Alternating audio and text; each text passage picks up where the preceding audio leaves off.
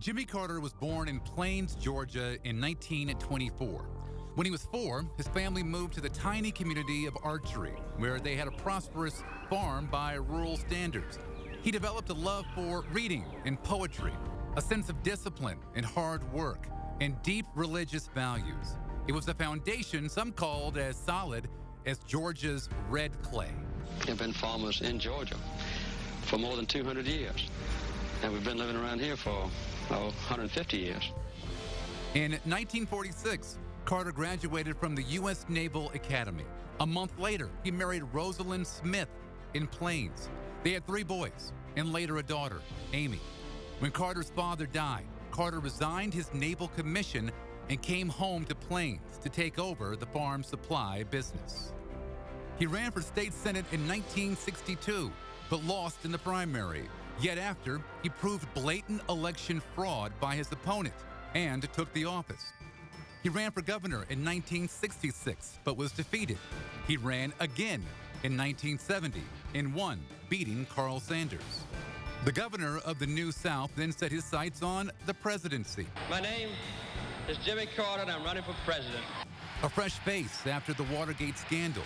His grassroots campaign, originally seen as a long shot, swept him into office in 1976.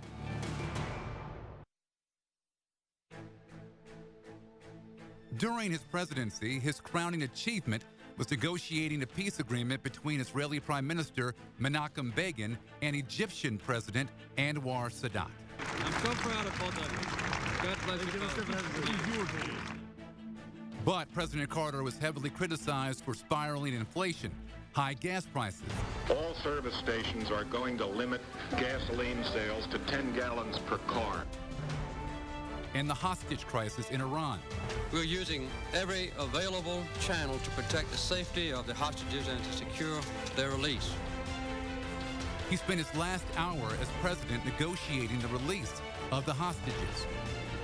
He returned to Plains in 1981, a defeated former president. A year later, he launched the Carter Center, an organization focused on preventing disease and promoting human rights and world peace. I can pay you no higher honor than to say simply this: you gave of yourself to this country, gracing the White House with your passion and intellect and commitment.